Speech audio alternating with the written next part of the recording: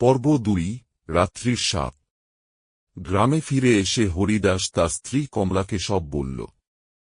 কমলা ফিস করে বলল, আমার ঠাকুরমা বলতেন, এটা বনলক্ষ্মী।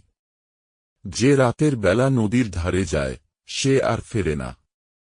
পরের দিন সকালে সবাই জেলেপাড়ার প্রবীণ গদাধর কাকুর কাছে গেল। বৃদ্ধ মানুষটি চোখ বন্ধ করে বললেন, ওই মেয়েটা একসময় এই গ্রামেই থাকত। নাম ছিল পদ্মা। বিয়ের পর স্বামীকে নিয়ে নদী পেরোচ্ছিল, কিন্তু ঝড়ের রাতে নৌকা ডুবে যায়। স্বামী বেঁচে গেলেও পদ্মা জলে ডুবে মরল। তারপর থেকে সে নদীর ধারে রাতের মৎস্যজীবীদের ডাকতে থাকে। সেই রাতেই সাহসী যুবক বিনোদ আর শ্যামল প্রমাণের জন্য নদীর ধারে গেল। মাঝরাতের কিছুক্ষণ পর বিনোদ, একই নারী কণ্ঠ। কুয়াশার ভেতর থেকে এক সাদা ছায়া এগিয়ে এল। চোখ দুটো জল জল করছে।